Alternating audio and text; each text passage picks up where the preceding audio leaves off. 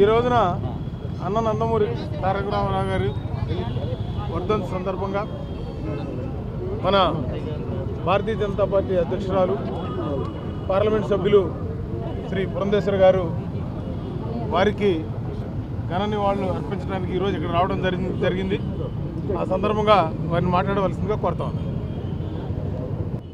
ఈరోజు నందమూరి తారక రామారావు గారి 29వ వర్ధంతి. మరణం లేని జననం వారిది అని చెప్పి నేను గట్టిగా విశ్వసిస్తున్నటువంటి మాట. ఎందుకంటే ఏ రంగంలో వారు కాలు పెట్టినా కూడా ప్రపంచం సృష్టించడం మాత్రమే కాకుండా ఆ రంగం మీద చెరగని ముద్ర వేసినటువంటి మహనీయులు నందమూరి తారక రామారావు గారు. చలనచిత్ర రంగంలోకి వారి రాకముందు చలనచిత్ర కళాకారుల్ని కేవలం మొహానికి రంగులు వేసుకునే వారిగా పరిగణిస్తూ చిన్న చూపు చూస్తున్నటువంటి పరిస్థితుల్లో వారు చలనచిత్ర రంగంలోకి వచ్చి వారి పట్టుదల, వారి క్రమశిక్షణ, వారి అంకిత భావం మాధ్యమంగా చలనచిత్ర కళాకారులకి గౌరవాన్ని వారు తీసుకుని రావడం జరిగింది. అది మాత్రమే కాకుండా ఇప్పటికీ సైతం, ఈ రోజుకి సైతం, ఈ క్షణానికి సైతం రాముడన్నా, కృష్ణుడన్నా, రావణాసుడన్నా, దుర్యోధనుడన్నా ముందుగా గుర్తుకు వచ్చేది, మన కళ్ళ ముందు కట్టినట్టు కనపడేది వారి రూపమే. అదేవిధంగా ప్రజా జీవితంలోకి వచ్చిన తర్వాత అధికారం అన్నది కేవలం అధికారం చెలాయించడానికి మాత్రమే కాదు, అధికార మాధ్యమంగా ప్రజాసేవ ఏ విధంగా చేయవచ్చు, నిజమైనటువంటి సంక్షేమాన్ని ప్రజలకు అందించినటువంటి మహనీయులు నందమూరి తారక రామారావు గారు.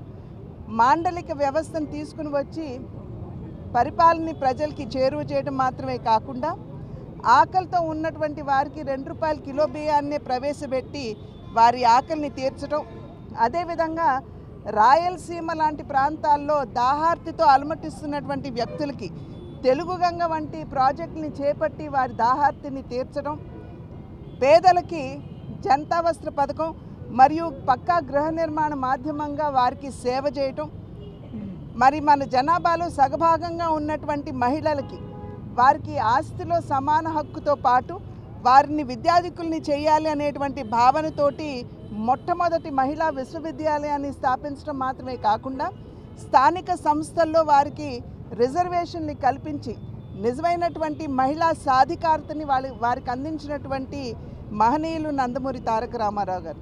కనుకనే వారు అంటే ఈ రకంగా చూసుకున్నట్లయితే అనేక సంస్కరణలు వారు చేయటం కూడా జరిగింది. నిస్వార్థ ప్రజాసేవకి నిలవెత్తు నిదర్శనం నందమూరి తారక రామారావు గారు. కనుకనే నేటికి సైతం ఇవాళ వారు పరంపదించి 29 సంవత్సరాలు అయినప్పటికీ కూడా నేటికి సైతం ప్రజలు వారి హృదయ పీఠిక మీద వారిని ప్రతిష్ఠించుకుని ఇప్పటికీ ఈ క్షణం వరకు కూడా వారిని ప్రేమించి అభిమానిస్తున్నారంటే అది నిజంగా వారు కేవలం మాటల నినాదాలకి పరిమితం కాకుండా, ఎందుకంటే సమాజమే దేవాలయం, పేదవాడే దేవుడు అన్నది వారి నినాదం మాత్రమే కాదు, వారి విశ్వాసం కూడా. అందులోనూ ఆంధ్రుల ఆత్మగౌరవాన్ని ఒక ప్రత్యేకమైనటువంటి గుర్తింపు, అంటే ఆంధ్రులకి ఒక ప్రత్యేకమైనటువంటి చరిత్ర ఉన్నది అనేటువంటి విషయాన్ని కూడా విశ్వవేదిక మీద చాటినటువంటి సందర్భంలోనే నేటికి సైతం తెలుగువారు వారిని దేవుడిగా కొలుస్తున్నారు అని చెప్పి భావిస్తూ జన్మజన్మలకి వారి బిడ్డగా పుట్టాలనేటువంటి వరాన్ని ఆ భగవంతుడు నాకు అందివ్వాలని చెప్పి ప్రార్థిస్తున్నాను. జోహార్ అన్న ఎన్టీఆర్, జోహార్, జోహార్ అన్న ఎన్టీఆర్, జోహార్, జోహార్ అన్న ఎన్టీఆర్, జోహార్.